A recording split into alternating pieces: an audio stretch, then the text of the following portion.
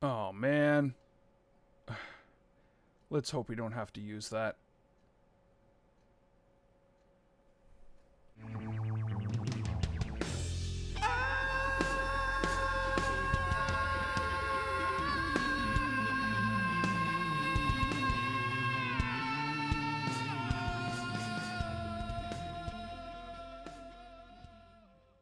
And welcome to another episode. Have no idea what number it is.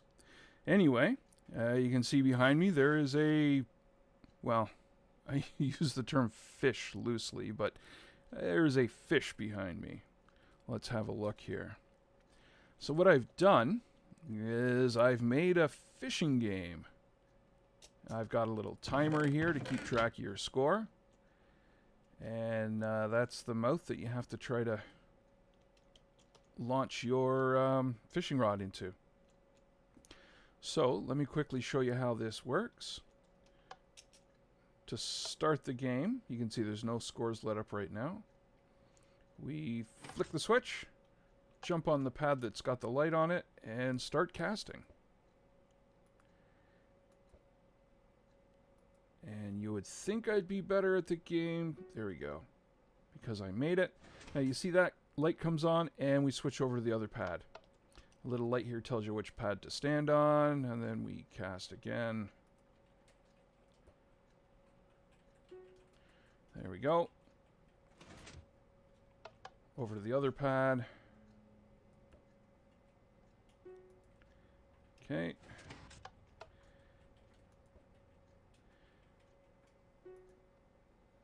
You can see just go back and forth here,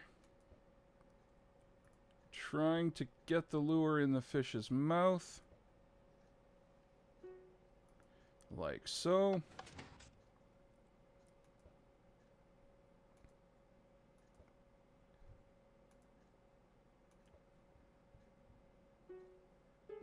There we go, and that sound means we've won.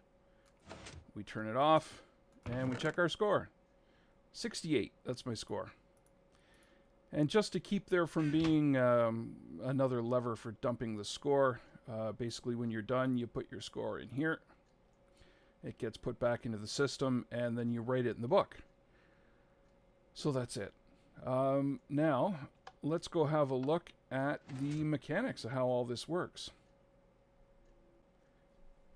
Okay.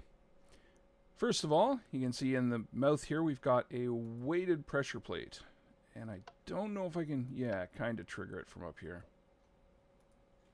Maybe not. Anyway, when the lure lands on the pressure plate, it sends a signal through the fish.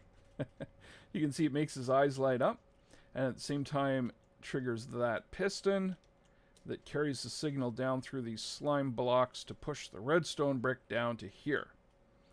That sends a signal through here, and I will explain this lock in a second. Triggers a tone to let you know that you've caught the fish, in air quotes, and then sends a signal along here. This is a T flip-flop.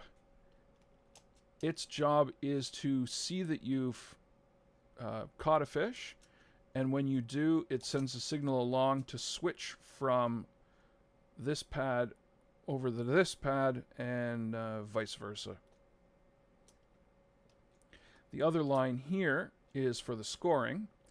This is just a monostable here. It pops up, lets a pulse through that's just long enough to turn off these torches, and then there's an item in here, in this case a slime block. When it turns off the torches, it moves over to the next one. Then a signal can be passed through, and that signal shows up right here. And therefore, you get a score. Now, to make sure that you're standing on the correct pad, each pad sends a signal down. Here's this one, for example, down here. And you can see it's broken by a piston. And this piston happens to be down right now. That's chosen by the T flip-flop. One of them will light up the light to tell you which pad to stand on and activate that pad by putting the piston down so the signal can get through when you're standing on it.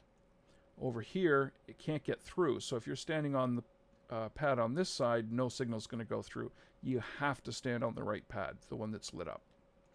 So when you are, the signal comes through here. That's just my reset. Along here. And locks this. So because nobody's standing on it, this is locked in the off position. Nothing's going to get through here. As soon as you stand on that pad, the redstone signal comes here, turns the light off, and that allows the signal to come through. So basically, you can't catch the fish if you're not standing on the lit up pad. Then the final part here, when you reach the last score block, you can see it sends a signal along here that resets this, sends it back, and at the same time plays a little tune for us. You can see that comes down here and turns these off to reset, so that the slime block will come along into this hopper here and back to the start. And that's about it. For the scoring, I just did a really simple, it's not a clock, but the items that are stored in the, is it a dropper or a hopper? It is a dropper. So the items in the dropper get sent up through the hoppers here and into the chest. I'll show you when it's powered on. You can see the clock running. So the items get shot up into the chest where they can be counted. I got it set up so there's about one every second. And then when you're done, flip the lever, pulls the block back and breaks the circuit. And then that's your total score. Take those, put them back in here where they can be carried around and back to the start. And that's it. So it's a whole lot of complicated junk down there for a nice little simple fishing game up here. Now, the next trick for me is going to be figuring out how to implement this in creative.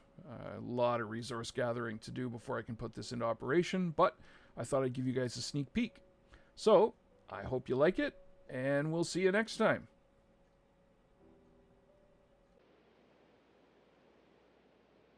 Did it record? Mine did. I have faith. I don't.